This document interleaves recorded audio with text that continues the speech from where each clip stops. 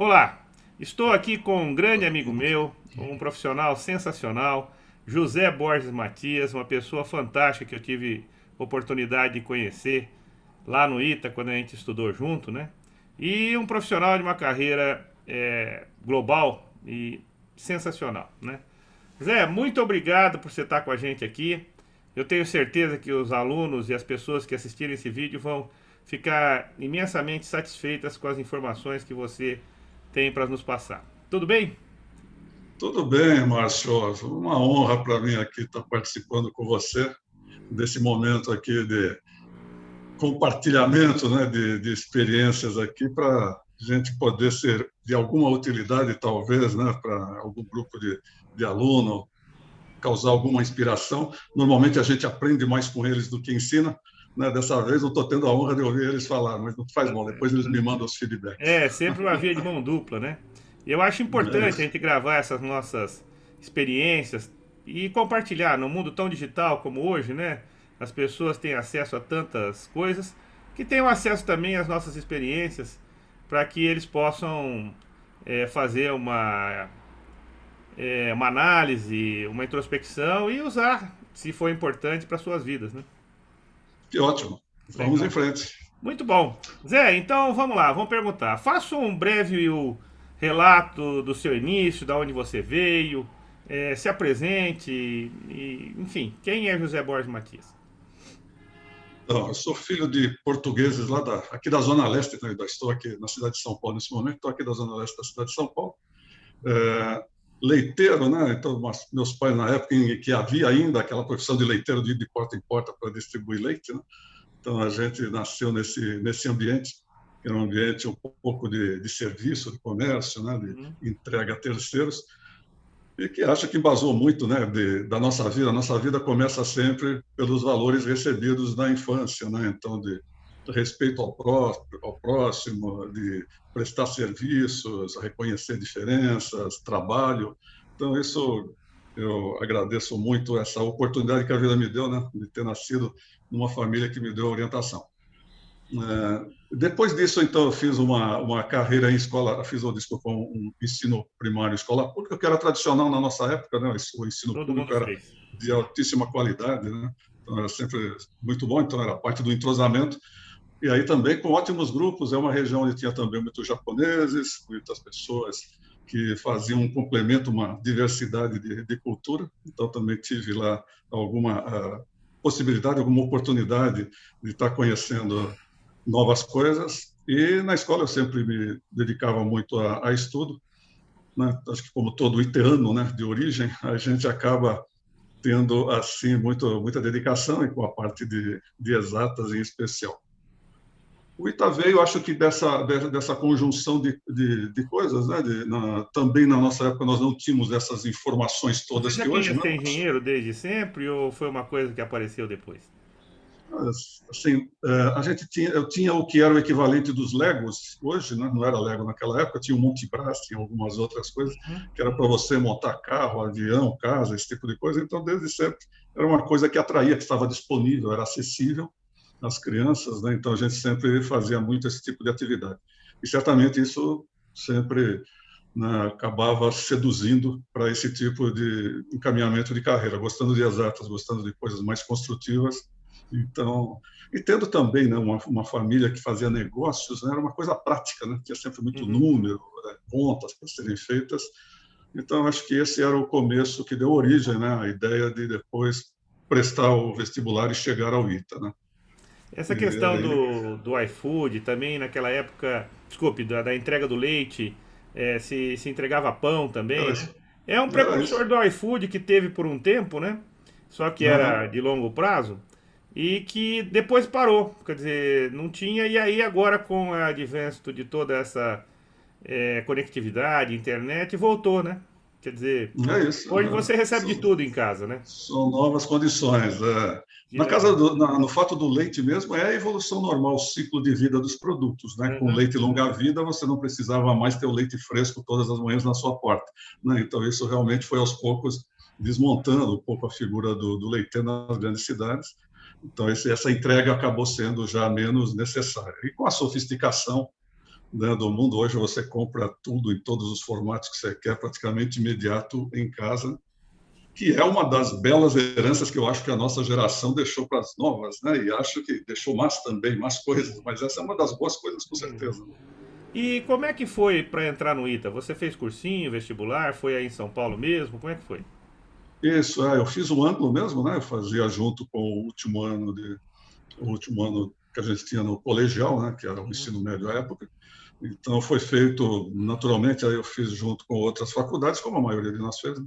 uhum, Assim, bem focado em fazer a parte de engenharia e acabamos entrando lá no ITA, que é uma outra experiência ótima, né? Então, essa primeira, falando de tomada de decisão, essa tomada de decisão inicial ela vem muito do berço, né? Dos valores do berço, da crença, do meio uhum. social em que você se insere e das informações.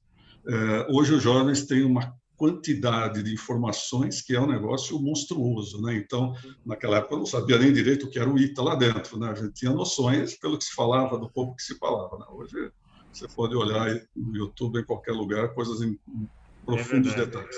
E uma coisa interessante, né? Eu fui, ao longo de boa parte da minha carreira profissional, um grande amigo e admirador do seu irmão, né? Quando você fala de valores profissionais, o Alberto Borges Matias, seu irmão, foi meu companheiro, né? E Opa, então é uma pessoa os dois te admirável, enganaram. uma cabeça diferenciada, né? Os dois te enganaram. Não, não enganaram, não. Não, não é. Então, são Mas duas foi pessoas ótimo. que eu admiro muito. E isso vem desse foco familiar. Eu tive a oportunidade uma vez de conhecer seu pai e sua mãe, né? Aham, E aham. a gente via assim uma coesão familiar, uma linha, uma trajetória que estava representada em vocês dois, né? É muito bacana, assim, talvez o fundamento, né, de família, né? Acho que isso é uma coisa que as nossas gerações podem, acho que sempre prestar muita atenção, né?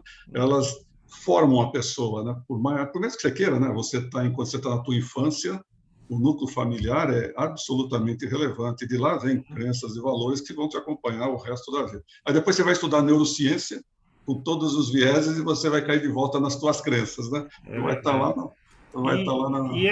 isso que você está falando é uma questão interessante, porque eu lembro que na minha infância, ginásio, essas coisas todas, naquela época era ginásio, né? A gente tinha um monte de ideias, mas tinha alguns valores que eram muito fortes. Por exemplo, mesmo que você não viesse de uma família mais abastada, que você tivesse dificuldades, percalços, o lembro é o seguinte, ó, você estuda bastante, batalha, aprende a fazer uma coisa bem feita que você vai ter futuro na vida, né? Hoje em Uhum. dia, eu vejo nossos jovens não tão crentes mais nisso como eram na nossa, como nós éramos naquela época, né? Eu não sei se você nota isso, eu concorda com essa fala ou não. É mais disperso, né, pela quantidade e generalidade de informações que recebe. É um novo momento, né? Isso. Espero que um dia o famosa, famoso iPhone nosso possa nos indicar coisas relacionadas a crenças e valores de uma forma mais correta, mas hoje realmente é muito dispersivo tudo isso.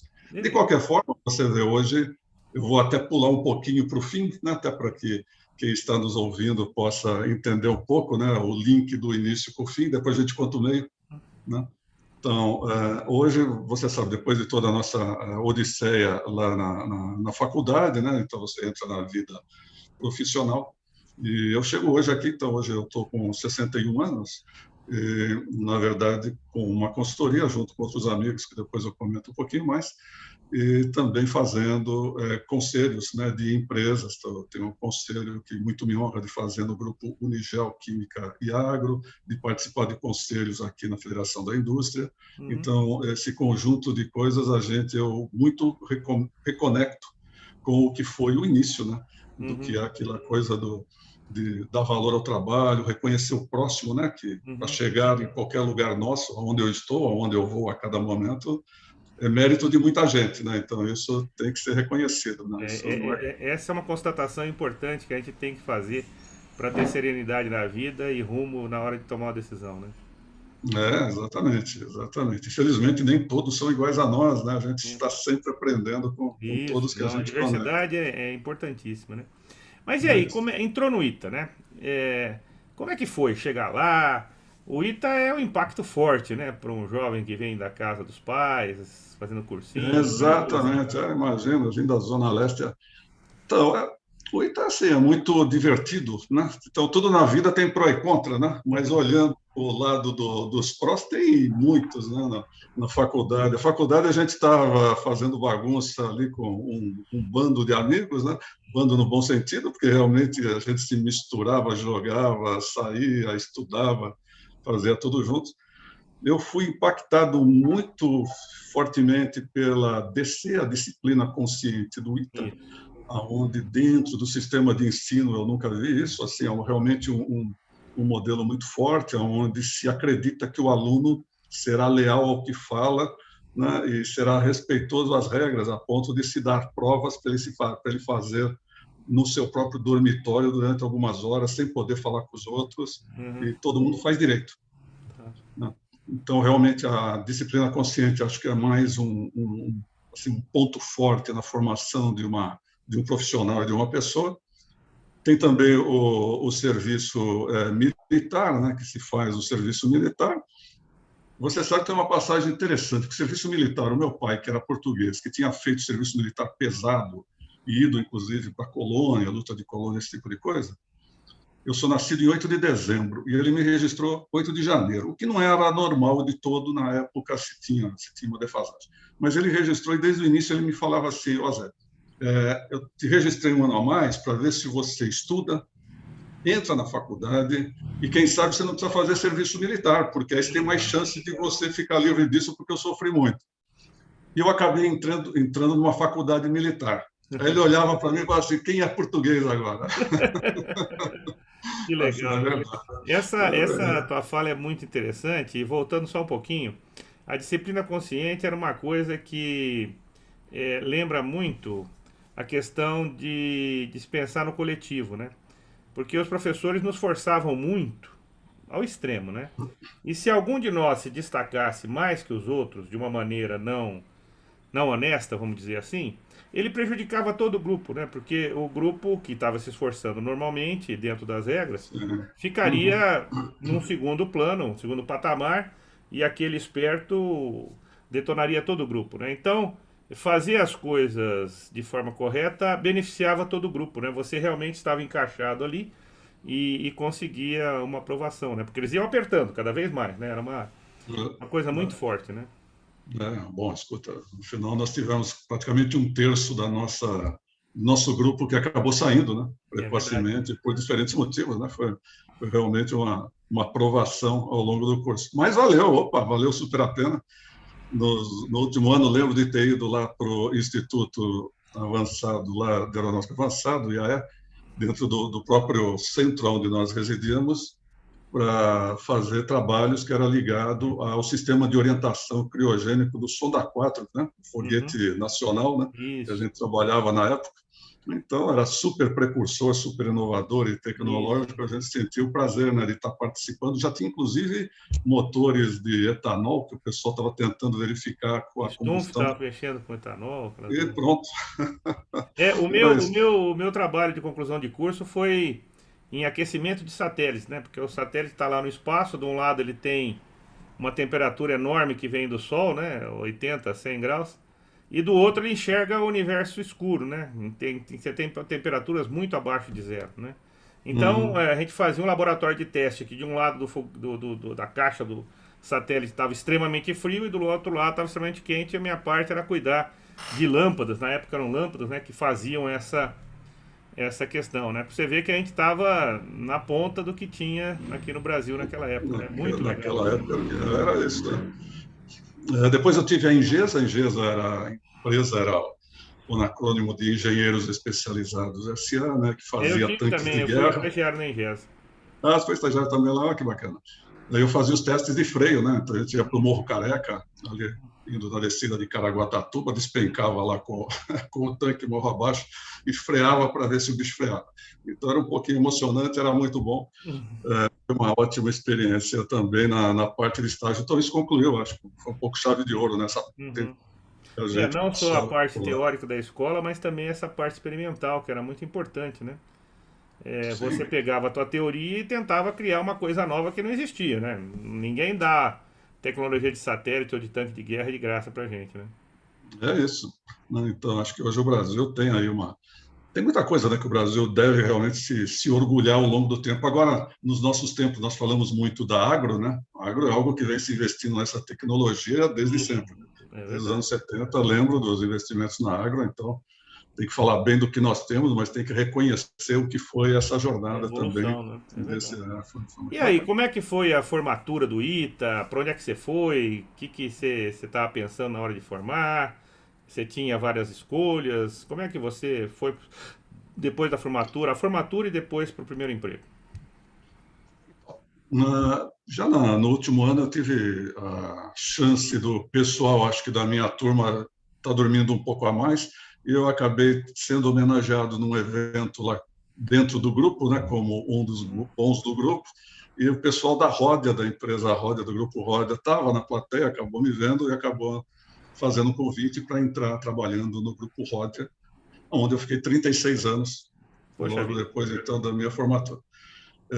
Então, esses 36 anos, na verdade, aí, a, as experiências são bastante diversas, né? Eu comecei realmente com o grupo, era um grupo francês, inicialmente era como se fosse uma Petrobras, era um grupo estatal francês que foi privatizado na sequência e que desenvolveu, e ao longo do tempo ele é um grupo que sempre foi muito inquieto, ele muda muito os seus negócios, né? Uhum. Sempre buscando negócios mais de ponta, com mais futuro, mais desenvolvimento e crescimento, o que muito me motivou a ficar tanto tempo.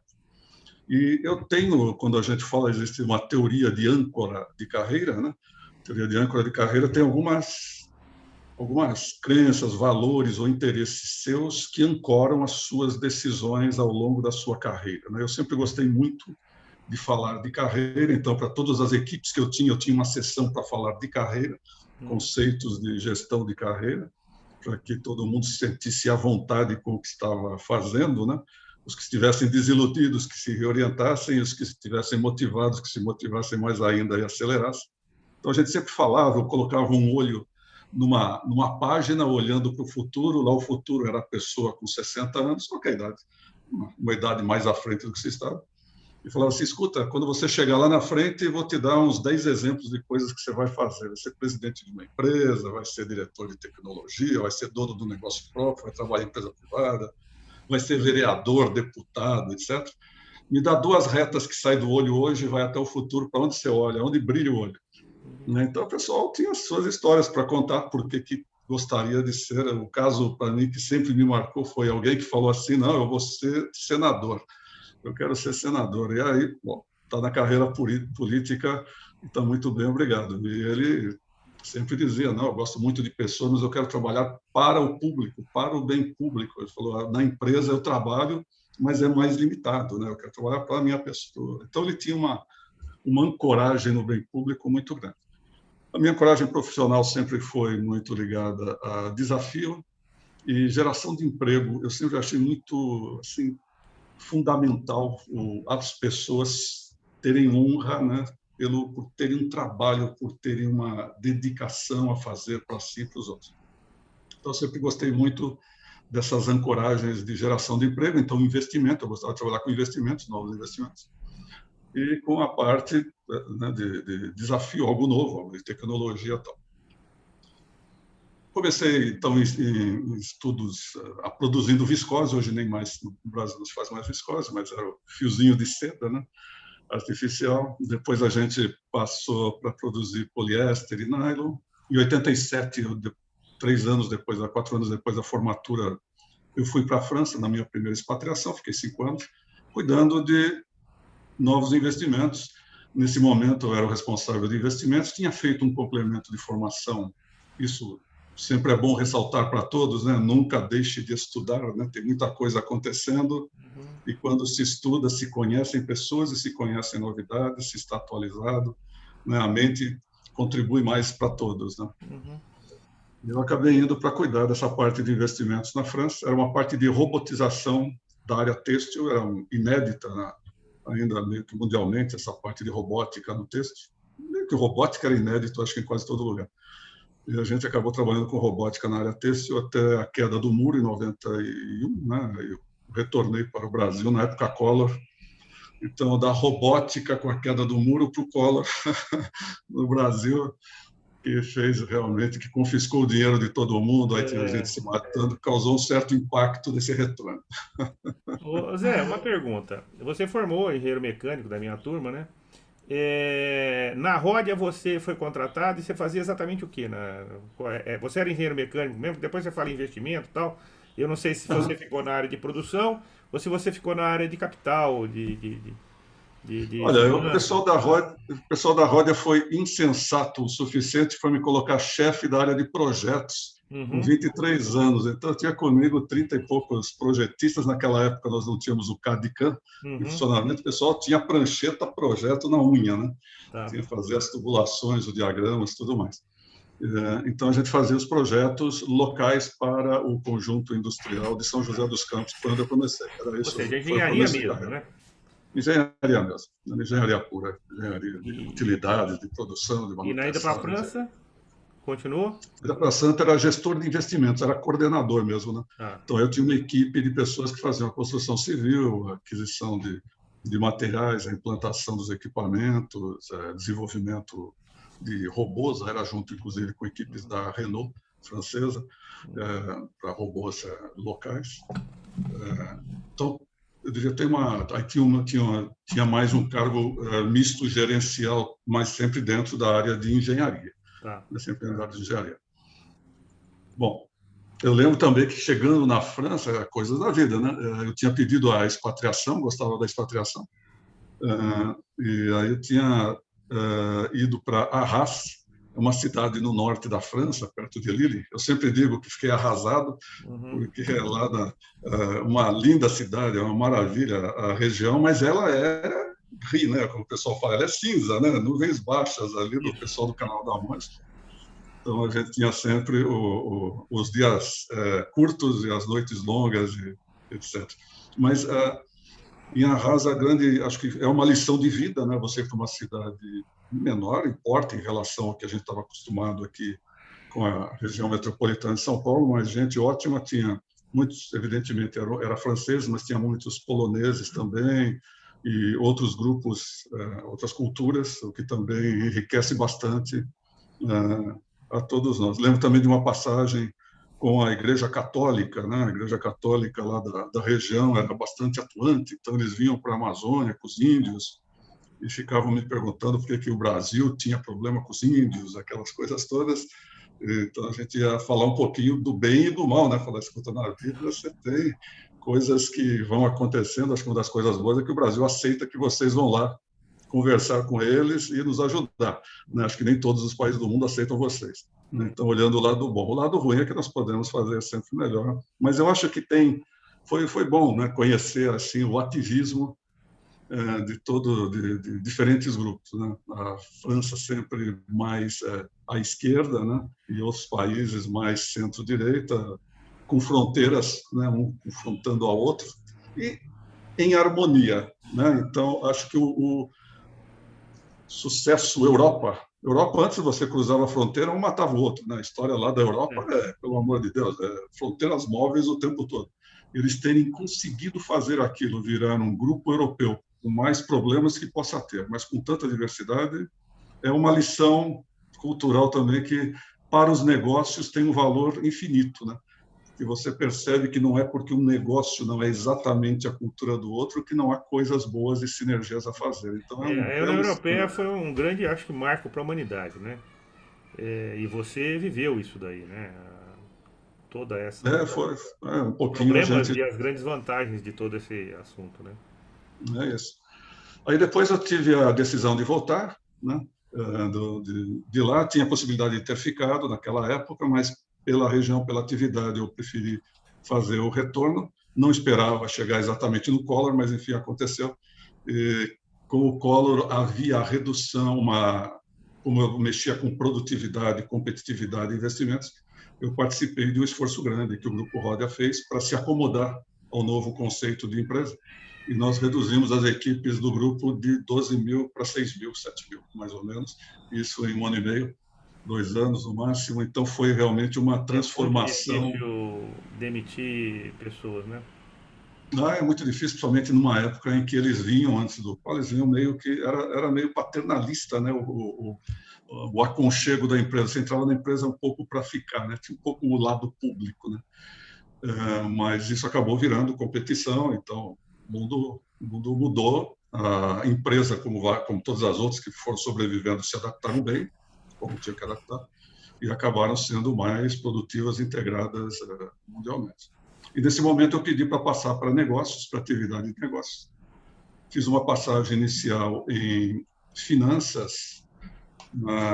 É um dos pontos que, quando a gente está em empresas, é relevante, né? Quer dizer, a parte financeira é uma parte importante na gestão da empresa, seja para controle de custos, para reequacionamento de dívidas, para investimentos, né? Para contatos com linhas de crédito de agentes públicos ou instituições financeiras.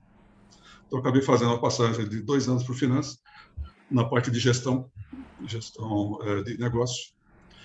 E depois eu fui para uma joint venture, que foi a joint venture que a Rodia criou, e da Rodia Ester, que é para fazer resina para garrafa PET, resina plástica para garrafa PET. Então, tive na origem, eu era o responsável de meio ambiente e reciclagem, em 1993, para reciclar garrafas, antes mesmo de fazer expansões na garrafa. Fazia pouco, a Rodia investiu um monte de dinheiro, US$ 500 milhões, coisa assim, para fazer as unidades industriais no Brasil. Foram exemplares, eram de alta performance e tudo mais. E eu tive, acho que uma das maiores felicidades na minha vida profissional, que foi de fazer, na época de 90, a maior recicladora de garrafas PET da América Latina, inclusive importando garrafas pós-uso, pós-consumo, que se chama, da Argentina, da Venezuela, que era uma dificuldade, porque se classificava como lixo, a gente teve que classificar como resinas. Então, teve também um ambiente político para conversar. Isso tinha só o interesse ambiental ou dava lucro esse processo? Então, naquela época de 90, não havia uma valorização como hoje há, né? Evidente, assim como no futuro serão outras coisas, mas naquela época não havia essa valorização pelo produto reciclado. O produto reciclado ele tinha que ser mais barato do que o produto virgem, né? Porque se falava, escuta, é feito de lixo, tem qualidades inferiores, não é tão transparente, reluzente, etc. Então ele tinha que se sustentar por si só, Uhum. o que era uma loucurinha. Então, nós íamos fazer, tinha um grupo que chamava Sempre, com C, Compromisso Empresarial para Reciclagem, que era com grandes marcas, Uhum. e nós fazíamos doações de prensas para comunidades de catadores, para eles prensarem e nos enviarem. E era isso, né? Então, um pouco era essa brincadeira. Você pegava os restos de industriais, pós-industrial, que se chama rebarbas industriais, e o pós-consumo, e se fazia. Então, se produziam em E Indaiatuba, na cidade de essa Indaiatuba. empresa, ela chegou a se sustentar, como você estava Sim, preconizando? sim, se sustentou. A Recipet é o nome dela, a reciclagem de PET. Ela foi fundada em 94 em Indaiatuba, do lado do shopping center, com muita discussão com o prefeito e com os meios ambientais, porque eles falavam, pô, você está do lado do shopping center, vai poluir tudo. Eu falei, não estou poluindo nada, estou despoluindo. Uhum. Então, a gente colocou lá as unidades de lavagem, totalmente integradas, recirculadas. Se fazia os flakes, né, que são os retalhos, né, que se cortam das garrafas ou de outras lâminas. Podia se estrudar e virar grão e vender para fazer calotas de carro, mas a gente vendia naquele momento. Eu tive muita felicidade em 95, 96, que o mundo ficou com falta dessa resina. Todo mundo queria garrafa PET, faltou resina. E aí o preço da resina foi lá para cima. Então, como eu tinha o reciclado que quase trabalhava justo, sem margem nenhuma, de repente abriu margem. E quem mais me consumia era um cliente em Los Angeles, que importava para fazer filmes de embalagem para o pessoal de Hollywood, porque eles reconheciam muito o lado da reciclagem já naquela época. Que legal. Então era um exportador, eu era o maior exportador aqui da cidade naquele momento, tinha prêmio e tudo, isso por 2 anos. Essa é uma trajetória, uma missão, assim, uma visão fantástica, né? Você criar uma empresa de reciclagem há tanto tempo atrás, né? Em que até o próprio conceito ambiental estava assim não solidificado, né? Você vê que o pessoal do shopping center achou que você ia levar lixo para lá, né? Pelo Não contrário, era você ia isso. tirar lixo do ambiente, né? E, e depois ainda surgiu o mercado fruto dessa escassez, quer dizer, foi algo Aham. sensacional esse investimento, né? Foi muito gostoso, como aventura, porque depois você tinha o produto lavado, limpo, na medida do possível, separado. Tinha muito conhecimento lá dentro, que não pode misturar um plástico no outro, aí perde Isso. qualidade. Tinha aquelas coisas todas. Mas tudo bem, vencido isso, vencida a barreira, você tinha que aplicar isso, né? Tinha que vender. Então tinha que fazer gerar valor. Uhum. Então, era o desenvolvimento de aplicações. Então, a gente ia, por exemplo, numa Bombril para falar, escuta, usa aqui no teu Pinho Bril, usa aqui a nossa, faz uma garrafinha não alimentar com o nosso reciclado, e eles empenharam enormemente, mérito dos clientes nesse momento, que se empenharam, desenvolveram as marcas e começaram a ser grandes clientes dessa aplicação. Depois tinha a parte de transformar em resina, para fazer barcos. Então, hoje, raramente um barco que você vai ver não tem garrafa, né? Uhum. Garrafa ensaio, para fazer fibra de poliéster. A gente lançou, inclusive, com a M-Officer, uma calça algodão poliéster, em que o poliéster era reciclado, era 100% reciclado, foi também muito, muito bacana. As banheiras, né, as resinas, hoje uma banheira que você compra para a tua casa, uma piscina de fibra, raramente não é garrafa, eu já fui garrafa, está escrito lá, né? Que Então tem legal. muitas aplicações, foi muito bacana essa aventura aí, foi em meio 93 a 97, por aí foi lá. Foi o período em que eu tive por lá. Bacana. Beleza, bom, mas aí em quantos anos? Você falou que ficou 36 anos na Ródia. Quantos anos você já tinha de empresa nessa época, mais ou menos? Então, até vai arredondar para 97, nossa turma de 82 tinha quase a metade do tempo já Tá. na Então tem um empresa, caminho quase longo 15 ainda anos. aí Já dentro, tinha um né? caminho, já tinha um caminho, e sempre com essa adoração pelas equipes e tentando fazer investimento junto com elas, né? As pessoas, uma vez que recebem informação e que são permitidas participar nos processos, são maravilhosas, né? Você só ganha, né? Só se enriquece. Depois disso, eu fui convidado na mesma empresa, por questões de concorrência. A Ásia começou a fazer muito produção da resina, a resina perdeu valor, a empresa se desmotivou e preferiu fazer venda da empresa, então eu comecei a participar dos processos de venda, de M&A, né, de Merger and Acquisition, então, para fazer desinvestimentos da empresa. Então, essa também foi uma fase que durou até 2000. Em 2000, eu mudei para a área de nylon, então para a Rhodia poliamida. Eu saí da Joint Venture e voltei para uma outra casa 100% Rhodia, a poliamida, e lá eu fazia mais a parte química, produção de ácido adípico. Você vai ver isso normalmente em solados de sapato alto feminino, aqueles solados leves, normalmente são feitos com base em ácido adípico e outras matérias-primas químicas, né? Então, lá a grande pegada era pegar os subprodutos de reações e transformar em matérias-primas para novos produtos. E valorizava os produtos. Ou fazer economia, ou fazer geração de energia Ah, de uma forma diferente. Então, aí eu tinha mais a parte do negócio e ocorreu um fenômeno numa área de compras que, no final, me pediram para tomar conta da área de compras, porque eles queriam centralizar mais a área de compras para dar mais competitividade. Eu acabei assumindo a direção de compras, nunca tinha pensado em compras, e a única coisa que eu perguntei na empresa, eu falei, olha, não sei exatamente a prestação de serviço, eu conheço até de berço, né, no MIF, né? Então, um prestador de serviço de compras para terceiro que quer comprar bem, então, o negócio normalmente que quer comprar, eu vou comprar em nome dele, né, espero comprar da melhor forma. Então, vou comprar linha de telefone, vou comprar papel, mas vou comprar matéria-prima química, energia, gás, então, então, eu gostaria que isso fosse um business de compras. Então, a gente criou uma área, uma direção de compras, que era um business, tinha sua norma ISO de funcionamento, e eu podia fazer compras para a Roda, evidentemente, mas poderia fazer para qualquer empresa, eu administrava como sendo um negócio. Então, o meu pessoal era um pessoal de prestação de serviço de compras. que legal. É. E o pessoal da Europa gostou e me convidou, então, para subir compras do grupo globalmente em 2007. Aí eu acabei passando depois mais 7 anos na sequência na Europa. Entrei como responsável de compras. Depois a gente organizou a área de supply chain no mesmo formato, toda a logística. Era mais de 1 milhão de transações, né, que a gente tinha por mês na parte de logística.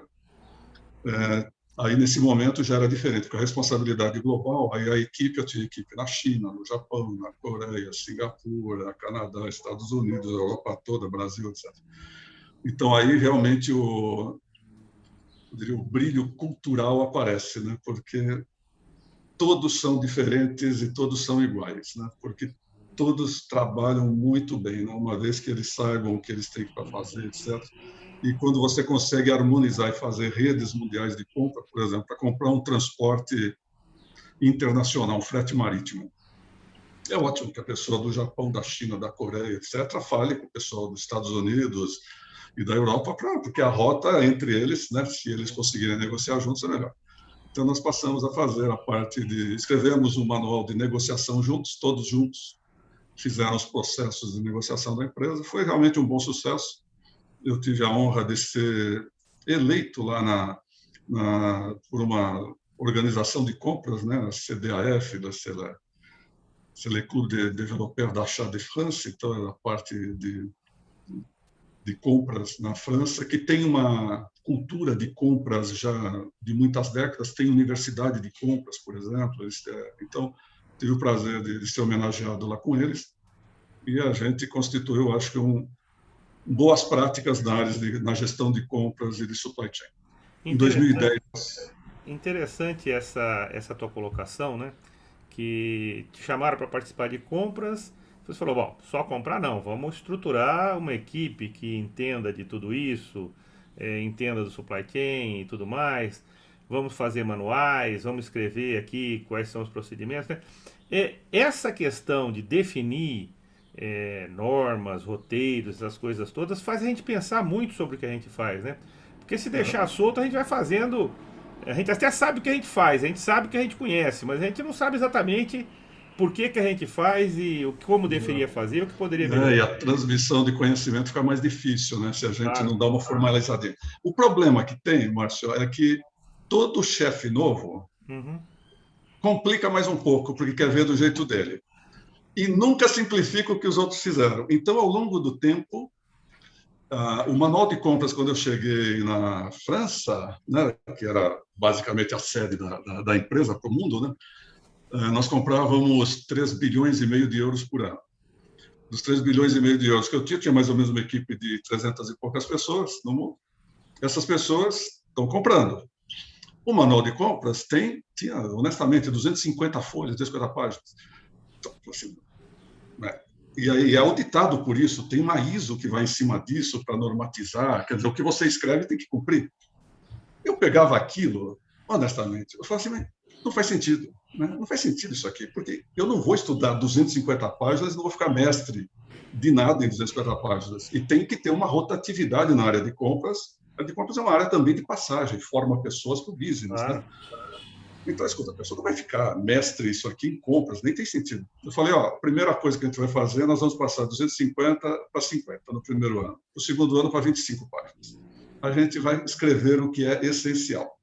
E depois nós vamos confrontar o que sobrar com o que nós gostaríamos que fosse. Como é que se negocia, como é que se divide as compras, como é que se controla cada etapa. E foi feito dessa forma, né? Eu tive muita felicidade que a direção da empresa fez confiança, então a gente fez realmente um programa muito inovador. Então, no final, era gostoso. Eu cheguei, pouca gente gostava de pensar em compras. No final, era o centro de negociação da empresa. Imagina você, quando a Solvay, em seguida, adquiriu a Roda em 2010, eu fui para o cargo da Solvay.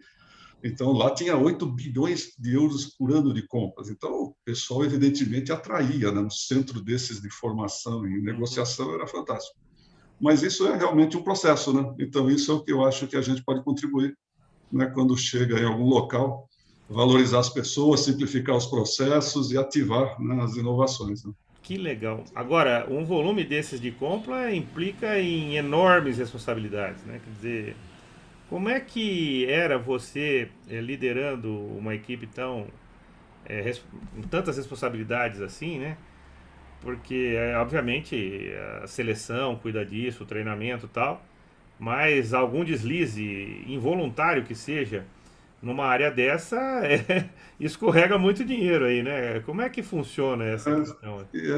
É bacana também uma outra passagem que eu tive. Eu não vou contar só o país para não ter nenhum tipo de dimensão aqui, porque isso já ficou na história. Também já teve, provavelmente, na história do Brasil, muito disso ao longo do processo. Então, só vou contar o evento sem necessidade de contar simplesmente que era um país na Euroásia, vamos falar assim. Mas eu estava entrevistando um dos responsáveis de compra, que eu preferi alterar, né, esse responsável, que tinha pessoas que não tinham realmente ou a ambição ou estavam deslocadas. Né? Tá. Então, a primeira coisa é realoca para onde a pessoa contribui. Né? E aquele cargo que eu estava repondo era um responsável de compras de matérias-primas que é de primeira magnitude. Né? E durante a entrevista eu não falava a língua do país. Aí, então, com o tradutor, eu perguntei para ele, escuta, diga para ele um pouquinho as experiências, o que ele gostaria de ser quando crescer, né? Ao longo dos anos, aonde ele quer se desenvolver, para ver se ele está mais ou menos centrado na área dele. E disse para mim o quanto ele gostaria de ganhar, né, o salário dele. E a resposta que eu recebi foi: não se preocupe com o meu salário. Né? Eu falei assim, mas olha que resposta interessante. Fala para ele que eu me preocupo com o salário dele, mas diz para ele de onde ele vai tirar o salário dele se eu não me preocupar. Não se preocupa que isso eu negocio com o fornecedor. Eu falei assim, olha, é ótimo.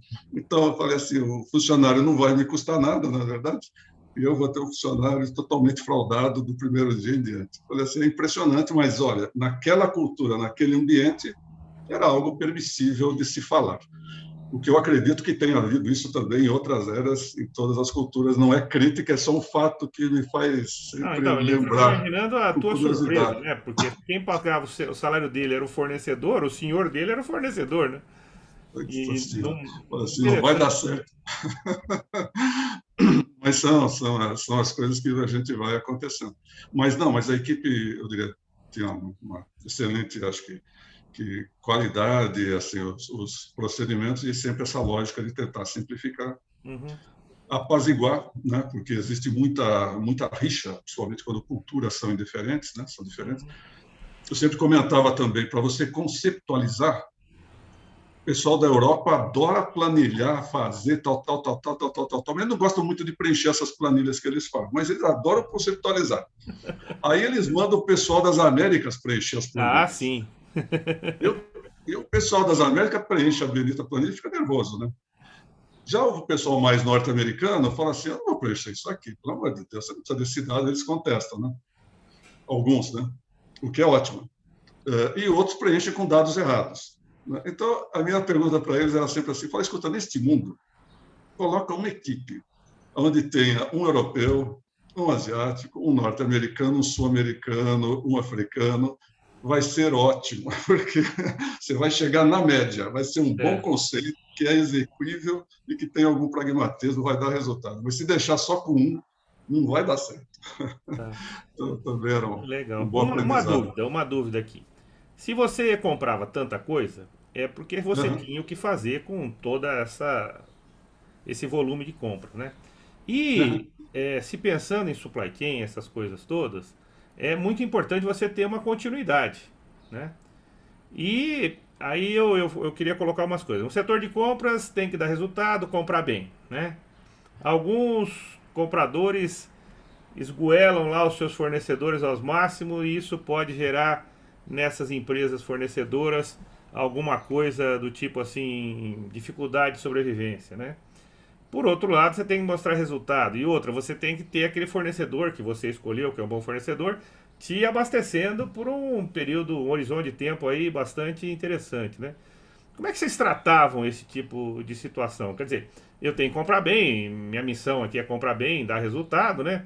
Mas também eu não posso perder de vista o fornecimento, enfim, a qualidade está envolvida no meio de tudo isso. Como é que você lidou com legal. isso tudo, né? A primeira regra é assim, sem qualidade eu não compro. Né? É como isso daí os americanos são ótimos para falar.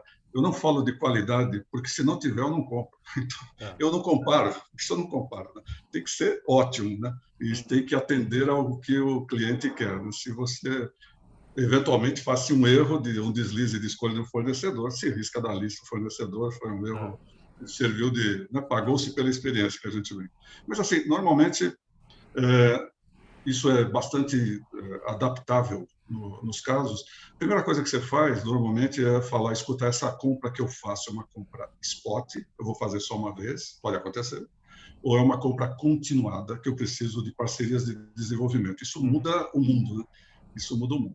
Se for uma compra spot, você vai no Mercado Livre, escolhe o mais barato, que é o mesmo produto, manda entregar. Se você está confiante, se for fornecedor, a compra spot foi, você não vai mais fazer uma relação continuada.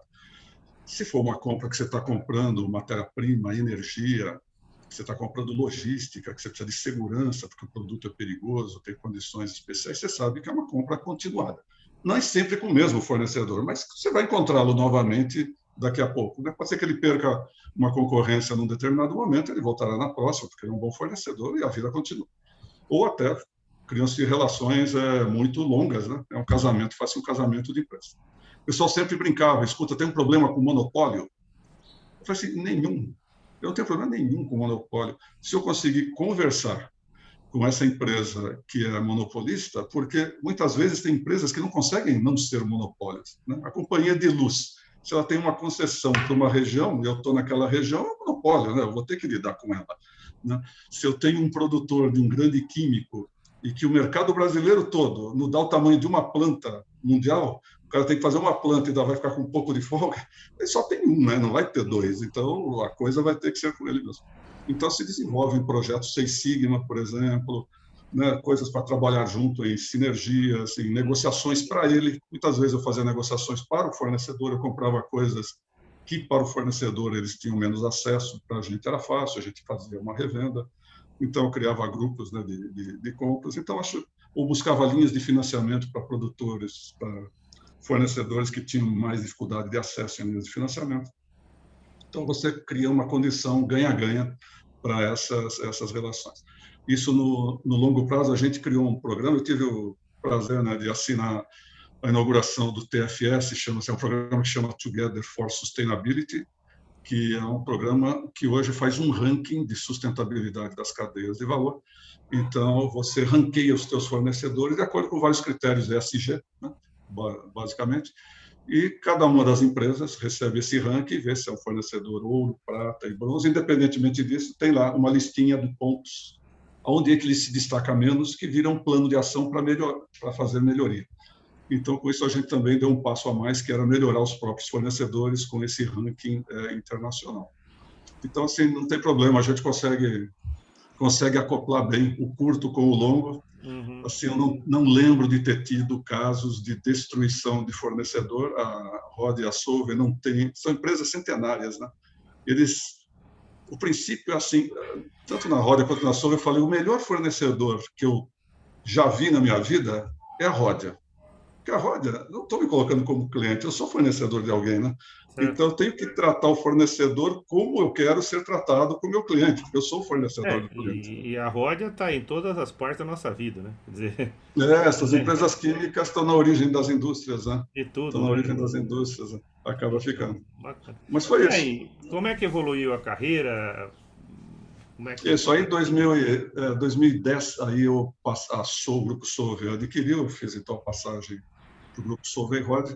Em 2014, eles pediram para eu voltar para assumir um posto de volta aqui na América Latina, aqui baseado em São Paulo, que era para gerir o negócio principal de fenol e solventes oxigenados, na parte química nossa, a Unidade Paulina, que é um business mundial, que tem a base aqui no Brasil, e também fazer a coordenação da presidência do grupo Rodia Solvay na América Latina. É uma dezena de diferentes negócios, tem vários negócios, né? Envolve personal care, sílica, têxteis, então é um conglomerado. Então, eu tive o prazer de vir aqui para também ficar com a equipe 2014 a 2018, aí já mais de volta na área de negócios, como eu tinha estado no passado, e na parte de coordenação da empresa. O que soma nesse momento, aí fiz o curso no IBGC para conselheiro de empresas, porque aí eu era o conselheiro, eu era estatutário, evidentemente, já era na Europa, mas aqui na América Latina acabei ficando conselheiro de uma dezena de empresas, que eram cargos estatutários, onde né, merece uma formação específica de conselhos, e aí eu optei por fazer dentro do Instituto de Governança Corporativa, do IBGC, e uma excelente formação também, ótimas referências, e eu acabei desempenhando mais esse papel, que é um papel que você está mais exposto também com associações. Eu acabei tomando conselho também na Simproquim, que é o Sindicato dos Produtores de Químicos aqui de São Paulo, na ABIQUIM, na Associação Nacional da Indústria Química. Então, com isso, a gente faz um relacionamento, eu diria, predominantemente alto, né? Predominantemente para fora, zelando para que o contexto esteja favorável ao desenvolvimento da sua empresa, a injeção de novos investimentos, né? Então, essa foi a experiência final aqui, 2014 a 2018. Beleza. Muito bom. Aí você se aposentou. Como é que foi? Tava indo, parece que tá tudo em vento de popa. Como é que aposenta? Como é que é isso? Na verdade, Márcio, assim, eu nunca fui só empresa, né? Assim, como eu acho até pela minha origem mais livre, né, na parte de comércio e de laticínios, desde o primeiro dia que eu entrei na Rodia, eles foram muito tolerantes comigo, nem sei como aguentaram tanto tempo. Eu falava para eles, falava assim, poxa, eu não me sinto bem só no escritório. Eu preciso ter o meu negócio. Eu sempre quis ter o meu negócio. E aí o primeiro negócio que eu tive, inclusive, foi junto com 2 colegas da Rodia também, que era fazer distribuição de cachorro-quente na região do Vale do Paraíba. Aí a gente comprou uma meia dúzia de Kombi com carrinho de cachorro-quente, ia lá para a porta de hospital, de eventos, de jogos, para vender cachorro-quente. Nós não somos muito bons para vender cachorro-quente, a gente fechou isso depois de 2 anos. Depois a gente montou uma que chamava Casa do Telefone. Você lembra que, naquele momento nosso, era tão caro ter telefone que você punha no imposto de renda, né? Sim. Valia Pegar 4 imposto de mil renda da dólares. família aí de alguns tempos atrás, declarava uma linha, 2 linhas telefônicas, era um bem. Então a gente falou, esse negócio deve ser bom para a gente ter contato com quem compra e vende telefone para consertar telefones. A gente montou a Casa do Telefone, que viveu bastante lá. Você lembra do Paulo, né? O Paulão sempre conosco também, sempre uma O Neves? simpatia, uma competência, né? Lá Gente conosco, bonita. ele participava. Sempre também, né, com a gente aprende com todo mundo. Depois foram outras aventuras em outros negócios. Tive uma consultoria na área têxtil, voltando da Europa em 91, com o meu atual sócio, aliás, aqui, na Master Senso, que é a minha consultoria atual. Então, eu sempre tentei ter uma outra diversão externa à empresa, não que a da empresa não fosse suficiente, mas é sempre diferente. E a concatenação disso é importante porque, né, a gente tem ambições na vida nossa, né, de melhoria familiar, etc. Então, foi superpondo, mas foi super Não, mas isso é útil e importante construtivo. porque você não fica só restrito ao mundo da empresa, por maior que ele seja, ele é um mundo em si, né? A parte. Sim, Você exato. começa a ter conexões, olha, isso funciona, isso não funciona, o Zezinho está fazendo alguma coisa diferente ali, né? É Então, quer isso. dizer, você se conecta com o mercado, com opiniões, com visões, e isso enriquece a sua cabeça, né? Exatamente. Eu tive a oportunidade de fazer também 3 anos de direito, não fiz até o final, né? Eu acho que eu não era muito direito, era meio torto, mas foi ótimo, que é uma formação também adicional, uma formação social e uma formação em contratos, Uhum. que acho que isso é algo útil para a nossa vida inteira. Hoje é tudo baseado em contrato, né? Desde a nossa linha telefone, o nosso não sei o quê, é tudo, e na empresa também. Então, aí está uma formação também bacana. Então, acho que essas idas ao mundo externo, como você disse, são fundamentais. E também, assim, eu nunca achei que nenhuma empresa tinha obrigação de estar comigo, né? Tá. É um ganha-ganha. Eu fui lá porque eles estão me remunerando adequadamente, eles estão me fornecendo conhecimento, um ambiente de trabalho muito prazeroso, né? Eu só vou retribuir da melhor forma que eu puder, Claro. né? Então, por isso eu sabia, eu sempre falei na empresa, falei, olha, eu vou embora a hora que eu quero, vocês me mandam embora a hora que vocês querem, né? Então, eu sempre tinha algum recurso em Tá. paralelo, caso algo desandasse, né? A gente tem uma segunda via para não ficar com medo do mundo, né? Beleza. Acho que é o pior. Uma pergunta. Nessa tua trajetória, é óbvio que você tomou inúmeras decisões e decisões importantes em questão estratégica e questão também de volume financeiro, né? Pergunta, como é que você, qual foi o seu algoritmo, o teu processo de tomar decisão? Como é que você aborda o processo de decisão, a decisão? Como é que, qual é o jeito do Zé Borges tomar decisão? Então, tem algumas coisas, você que é mestre nisso, né? Assim, estou Não, falando com a gente quem ensina, mas conhece, né, vocês Márcio? fazem, né? Estou falando com quem conhece. Não, mas assim, é verdade que existem problemas ou situações que se colocam que são, já no linguajar técnico, que já está correto dessa forma, né? Que já são mais simples ou especialistas, onde o conhecimento de um especialista, que às vezes não somos nós, pode ser um Tá? especialista tributarista, financeiro, etc., ele é requerido. Então, coisas dessa que requerem um conhecimento especialista, a primeira coisa, acho que é você saber que nós somos ignorantes para a maior parte dos problemas, resolver bem a maior parte dos problemas. Né? Uhum. A gente precisa refletir sobre eles um pouquinho. Sempre que possível, né? Também tem o Daniel Kahneman, que diz que sempre, né, que o rápido e o devagar, né? A gente tem os dois sistemas, né? Cuidado aí com o teu rápido e com o teu devagar. O teu devagar, se você toda hora ficar racionalizando, você não vai ter energia nem tempo para resolver as coisas. Então tem que saber fazer as duas. Mas assim, esse tipo de problema que existe conhecimento de terceiros disponível vai no mercado ou na própria equipe, né? Muitas vezes tem na equipe gente que tem. Então, assim, vários problemas, metade deles, pelo menos, são direcionados eu diria, em quantidade são direcionados. Outra parte são mais complexos, efetivamente, eles requerem mais multiculturalismo, ou multiconhecimentos, ou conhecimentos de várias áreas, etc. Supply chain, tipicamente, é um negócio meio enjoado. Né? Você vai planejar estoque, você não sabe se protege a produção, o final, a importação, a exportação, então precisa ter um olhar global e a participação de quem produz, de quem transporta, do cliente, do fornecedor, etc. Mas no negócio, nas negociações em geral também, muitos são os problemas mais complexos que exigem isso. Então, eu nunca talvez seja forte, então não tenho essa memória toda, mas assim, sempre que possível, constituir-se uma equipe para os problemas mais complexos para poder dar algumas opções. Para o pessoal que trabalhava comigo, eu sempre falava para eles, eu sou totalmente incompetente para te dar uma solução. Você já vem comigo com o problema e com as opções de solução para eu fazer xizinho. Uhum. Né? Aí a gente força também com que as pessoas tragam a percepção delas e é um aprendizado para nós, né? Mesmo que não esteja de acordo com o Isso que vem. requer uma capacitação muito grande de você em formar boas equipes, né? Isso é o que é um prazer, né? Porque essas equipes, mesmo que elas estejam ainda júnior no tema, ainda com conhecimento insuficiente, esse tipo de autonomia que se delega, a gente gosta de receber isso. Né? É um voto de confiança, né? Então, eles trazem efetivamente, ficam na busca de informação, falam com outras pessoas, têm um desenvolvimento positivo que na próxima vez que precisarmos deles, vão vir mais experientes, com melhores ideias ainda. Né? Mas eu acho que assim o envolvimento da equipe é um ponto-chave.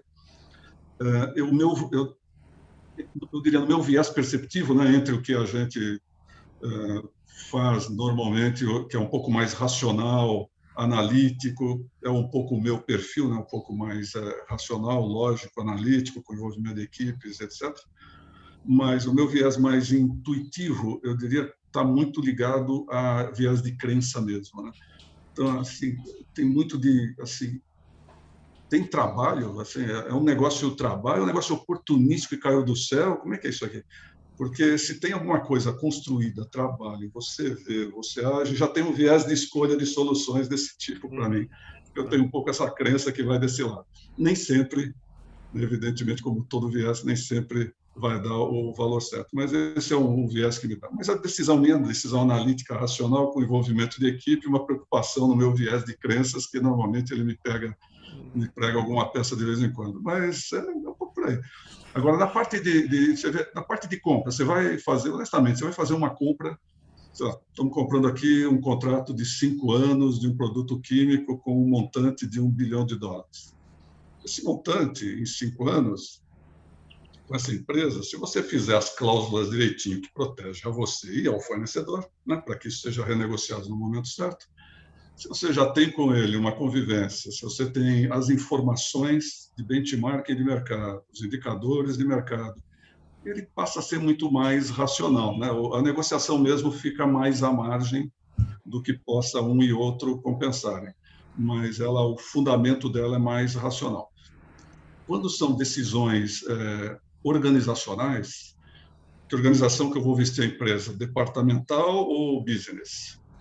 Né, em que você envolve personogramas, que tem pessoas que têm competências que podem assumir cargos diferentes, né, junto. Essas são mais complexas, né, porque você precisa tomar o risco de projetar a tua empresa no futuro. Tá. O futuro é mais desconhecido, né? Então não se conhece muito esse negócio aí. Então você faz alguns cenários e fala: estamos combinando que nós estamos olhando o mundo desse jeito, nós vamos por aqui, vamos vestir a empresa no formato unidade de negócio. Daí a 2 anos o chefe novo resolve vender uma parte do negócio, aí desfaz todo o negócio. Mas enfim, são decisões. Mas as Acho que decisões são dinâmicas, né? O que você decide hoje, isso, olhando para um futuro que você está vislumbrando, daqui a 2 anos pode isso, mudar também. Tem que ter essa isso. capacidade de aceitar a mudança, né? Se você pegar agora essa transição do Covid, né, que o Covid nos impôs, transição ela foi existe um efeito no supply chain que se chama efeito chicote, né? Assim, é uma onda que vai aumentando, né? Então que na Então verdade é assim, se distancia do consumidor final, né? Você vai tendo esse chicote balançando aí. tendo chicote. Então se o cara está vendendo cerveja, aí passa por um período mais frio, que, né, cerveja, qualquer bebida, e se consome menos, às vezes a produção de quem está fazendo o malte, etc., lá atrás, está vindo contínua, né? Está fazendo um químico, está vindo contínua. Depois de uma semana, 2 semanas, o bar vai falar para o distribuidor: escuta, eu não preciso mais menos 10%, 20%. O distribuidor espera um pouquinho para ver se aquilo pega ou não pega, vai aguardar 2 meses, e aí quando ele vai cortar da fábrica, vai cortar 40%. Isso. E no final, quando a fábrica foi cortada 40%, ela pede para o fornecedor lá da sua matéria-prima parar a produção um mês. Né? Então, o que era 10% virou 100%. E isso acontece muito facilmente quando você tem um desnivelamento da demanda com a oferta. E o Covid fez isso. O Covid travou várias demandas em várias situações, serviços são óbvios. A produção foi obrigada a reduzir, né? E você foi consumindo tudo que tinha nos distribuidores, né? A cadeia de supply chain foi reduzindo. Até que chega um momento que, escuta, vamos sair de novo para a vida um pouco mais normal, vamos continuar comprando um pouco mais, vamos voltar à nossa vida, né? Aí você dá aquela levantada de demanda, o produtor está parado, a cadeia está vazia, você demora 7, 8 meses A para inércia encher das tudo de novo. operações é imensa, né? As pessoas deviam se atentar a isso, né? Você não acelera tão rápido, você não desacelera tão rápido, e Né? tudo isso implica enormes custos de aceleração e desaceleração, né?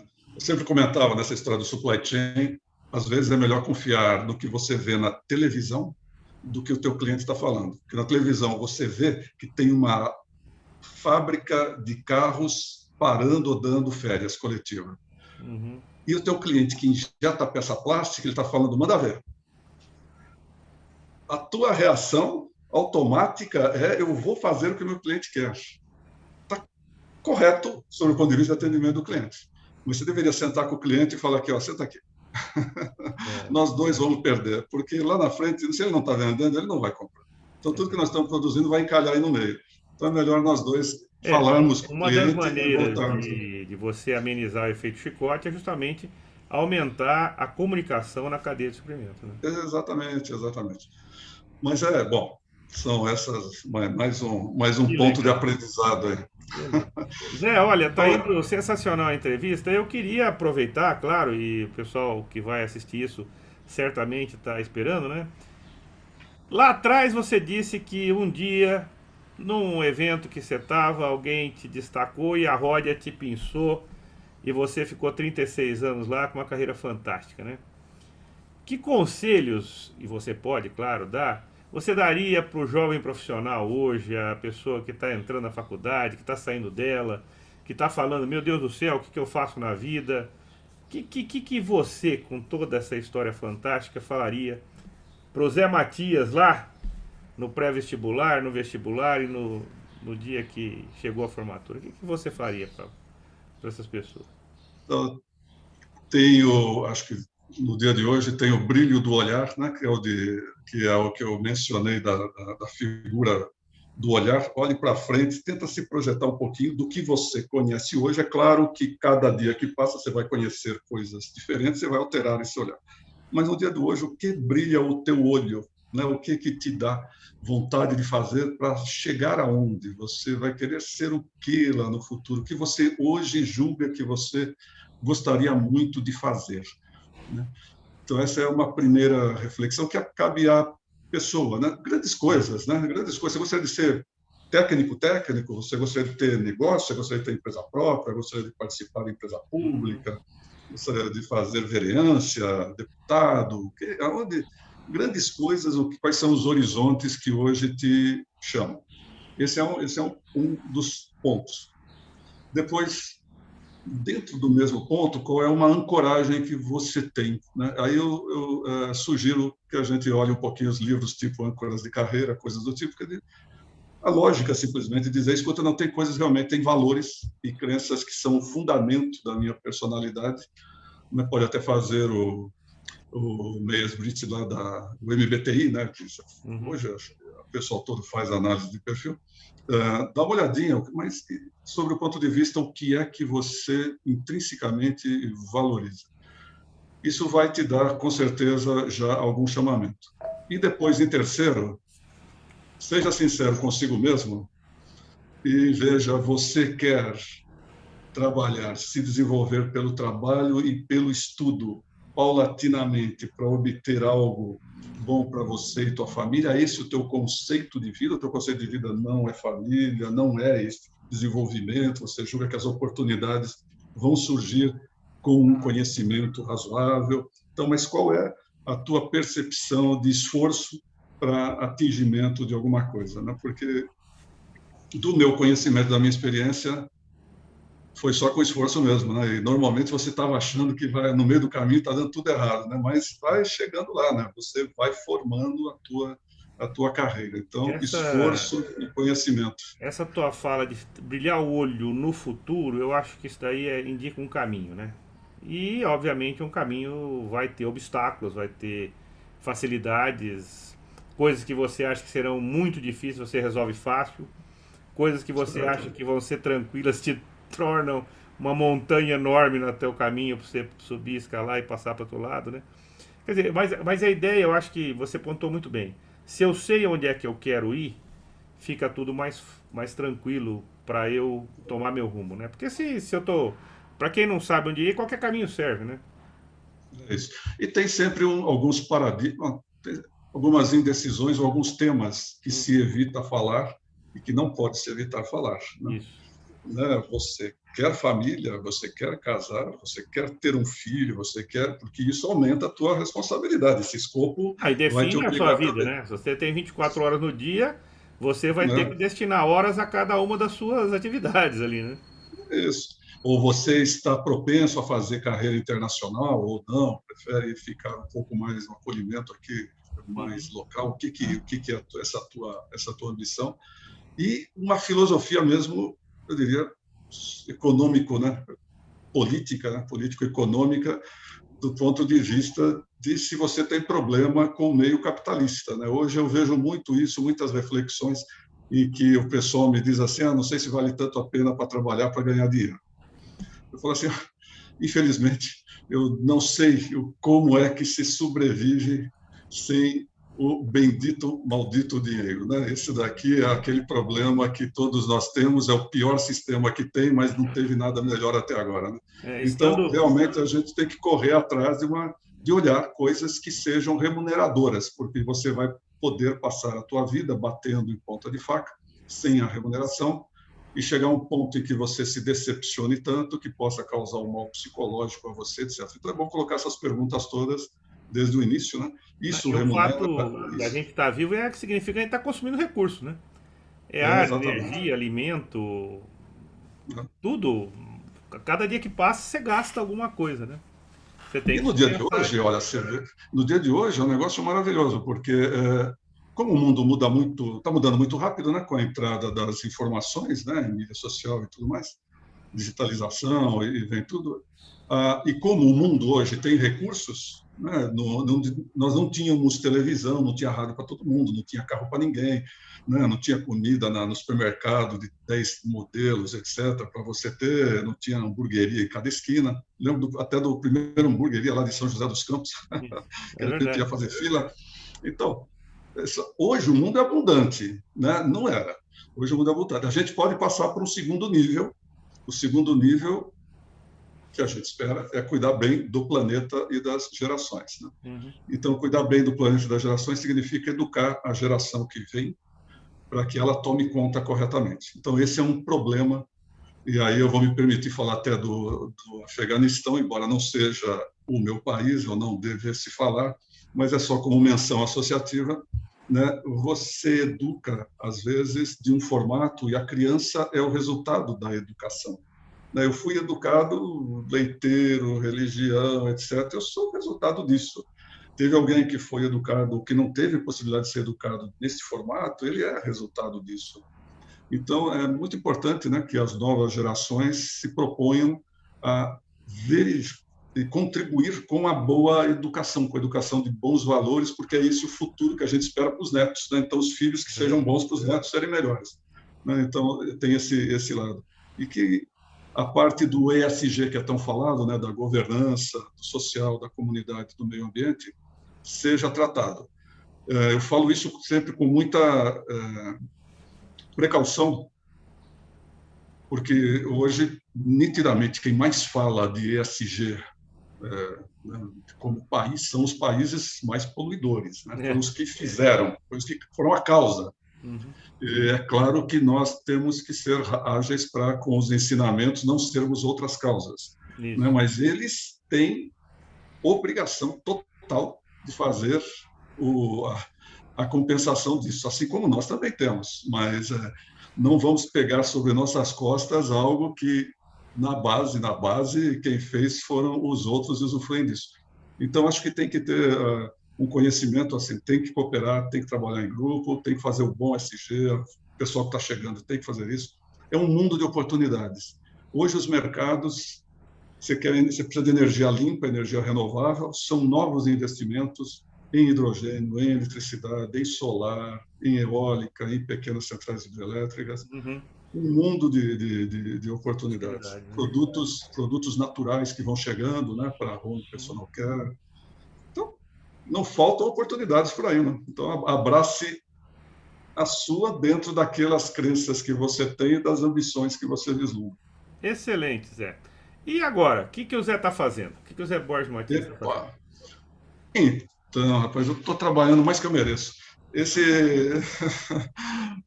a gente em 2018, eu digo a gente porque sou eu mais um colega que era presidente da Total Química e hoje ainda presidente da Associação Brasileira de Resinas PET, e o outro colega, o Alan, que era VP na Braskem, já teve faculdades na sua administração, domínio, já teve produção de etanol celulósico com uma tecnologia maravilhosa junto com o senhor Bernardo Gradin lá em Alagoas. Então, são os dois sócios que eu tenho, o Alan e o Auri, e nós fizemos aí vou colocar como informação só, essa empresa chama Master Senso. A Master Senso, ela é uma empresa, o nome um pouco indica, é trazer conhecimento um pouco mais sênior na parte de gestão de processos e operações, né, na excelência das operações, e na elaboração de estratégias. A gente tem alguns procedimentos de radar de longevidade que busca projetar as empresas 10 anos, 15 anos à frente, olhando quais são as interfaces com as inovações que chegam, com as mídias sociais, novos canais de distribuição, etc. Então, a gente faz esse trabalho, em geral, junto com a indústria, com a agroindústria, e um dos sócios, aí ele mantém, o Alan, ele mantém também uma empresa de biotecnologia humana, é o bioma humano, que ele analisa o bioma das pessoas aí com Interessante. uma pequena amostra, e você contratipa o que te habita como flora intestinal, aí tem os quase 1000 tipos de bactérias, etc., com alguns conhecimentos dessa tipologia, e diz você pode ter muito desta colônia em você. Isso impede que você consuma açúcar, né? Ele não bloqueia açúcar, não quebra açúcar, esse outro não quebra gordura. Então, eles fazem uma compensação com probióticos, né? É uma empresa, essa Bioma Formic que ele tem, é mais uma empresa de análise de bioma. Eu aprendi com ele, a gente aprende todo dia, né? Que a maior parte das células, em termos de diversidade, que nos habitam, não são herdadas do pai e da mãe, são exatamente, né, do bioma que vem nos habitar. Então, muitas das doenças que se fala assim, não, escuta, isso aí veio da genética do pai e da mãe. Coitado, não foi deles. É que nós consumimos os alimentos que eles consumiam, no meio que eles consumiam, então a gente criou uma biota que é próximo a deles. Mas, na verdade, não veio deles, né? Veio do meio. Você pode corrigir. Então, com isso, você pode ter melhorias no teu comportamento metabólico. O pessoal que está vendo esse vídeo vai adorar saber mais sobre isso, né? Isso daí vale a pena. Tá aí bons empresa, negócios para vocês investirem. O nome da empresa dele é Bioma Formic, é assim, Bioma, como se fala, Bioma 4, no lugar do For, Bioma 4ME, Bioma Formic. Que legal. Aí vocês acham, está aí uma informação que pode ser útil a todos nós. Para mim foi útil. Eu tenho questões de pele assim que me ajudaram significativamente. Beleza. Mas é isso, Márcio. Eu vou depois querer fazer... Tem coisas que marcam, às vezes, as pessoas que a gente conheceu pela vida, né? Você, além de uma enorme capacidade, uma pessoa fantástica, eu lembro do seu Maverick Dourado, você lembra dele? Que tinha um microfone no som para você chamar as pessoas lá de dentro, hein? É verdade, naquela época tinha um microfonezinho lá dentro, é verdade. Era uma Maverick, era uma maravilha, ela transportou muitos colegas lá dentro, foi uma bela aventura. Até recentemente o Lúcio me perguntou dele, cadê o carro? Você vendeu faz tempo, não sabe notícia dele, não? Já não sei mais notícia dele, mas você sabe que depois disso eu gosto de carro velho, carro vintage, mas eu gosto de pegar carro assim, meio ruinzinho, e aí ao longo de alguns anos, como um engenheiro mecânico, né, tentar refazer um pouco, e aí depois você fica com o carro vintage. Começa velho, acaba vintage. Que legal. Bom, muito bem. Olha, nós falamos aqui com José Borges Matias, uma pessoa fantástica, a entrevista mostra isso. Zé, eu queria agradecer imensamente, em nome de todo mundo que um dia vai ver essa entrevista, essa disponibilidade com tantos afazeres, nos dá aqui quase 2 horas de conversa, né? Então, olha, muito obrigado. É algo assim fantástico e eu agradeço muito. Não tenho como retribuir, né? Márcio, sou eu que te agradeço. E tem revide, tem revide isso aqui, porque agora sou eu que vou te entrevistar fora do ar. Quando você quiser, né? Quando você quiser. Você sabe que foi muito gostoso. Eu me aposentei, mas a gente gosta do que faz, né? O que você falou, a gente olha lá na frente, a gente tem uma missão, né? E essa série de gravações que eu estou falando com os meus colegas, né? É justamente para isso, né? Quer dizer, nós estamos gravando isso agora, você deu um testemunho de vida, de conhecimento enorme, e isso está gravado. Quer dizer, amanhã vai ficar público, todo mundo vai poder acessar e cada um pode pensar aqui e ali alguma coisa que vai ser útil para si, né? Coisas que nós não tivemos, né? A gente teve que descobrir. Eu lembro, a gente tinha que fazer um trabalho, tinha que ir lá baixar cópia de não sei quantas revistas, que eu tinha que descobrir quais revistas eram, né? Não tinha um Google para falar, olha, o artigo está aqui. Não, você tinha que folhear aqueles hábitos, tudo. Então, quer dizer, eu acho que essa questão é muito importante e as pessoas vão ficar muito satisfeitas em ouvir quem fez, né? E você, sem dúvida, é uma pessoa que fez, meus parabéns. É um orgulho estar falando com você aqui. Muito obrigado. O orgulho é meu. Muito obrigado a você e a todos. Podem, inclusive, desprezar os 90% que não foi bom e pegar os 10% que servem para alguma coisa, que eu já vou ficar muito feliz. Tá bom. Então tá bom. Muito obrigado, Márcio. Muito obrigado pela oportunidade e a todos pela paciência. Tá, joia.